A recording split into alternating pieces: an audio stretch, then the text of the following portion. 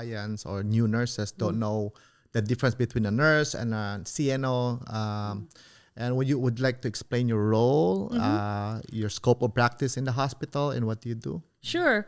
So in the US, there's really a lot of opportunities. Like nursing is probably the most is the profession that will open so many doors for you. Correct. The sky's the limit for nurses in the United States. And so for all of those of you who are watching us right now, this should serve as an inspiration for you.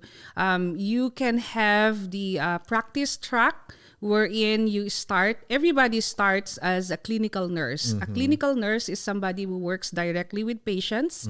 Ito yung tinatawag natin na frontline staff. Ito yung tinatawag natin na bedside nurse. Bedside or floor nurses. Yes. And magnet, the term is clinical nurses. And so when you're clinical, you're working directly with patients. Correct. And so you take a patient assignment, you're responsible for that patient assignment.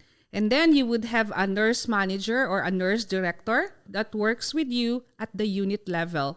At the unit level, the day-to-day operations, the nurse managers and the nurse directors make sure that they have the right staffing, that you have the resources that you need, the equipment that you need, so that you can take care of your patients safely. Now, the directors report to an associate chief nursing officer. The associate chief nursing officer handles several departments or nursing directors. So it's more about resource allocation, making sure that we are good stewards of our limited resources. Very good. Making sure that we are working with the strategy of the organization, retaining our nurses, working on associate engagement, and of course, patient engagement. In the role of a chief nursing officer, you're basically responsible for all the nurses in the hospital. Anyone who has the license of an RN, registered nurse, or an LVN, licensed vocational nurse, or licensed practical nurse, LPN.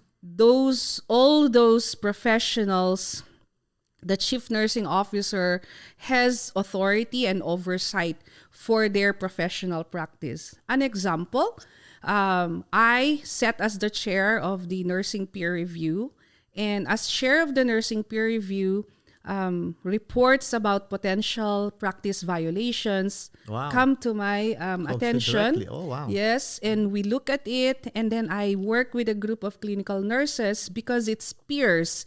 So your peers should be able to look at, because they know your day-to-day work. They understand your journey and your experience.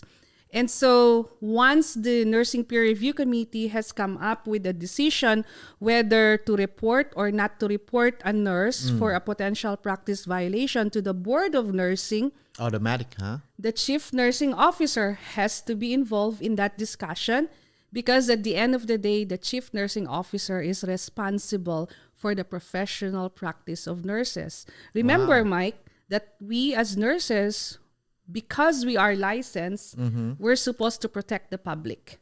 So that's our number one role. Correct. We want to make sure that we are safe practitioners of care and that we are able to care for patients safely.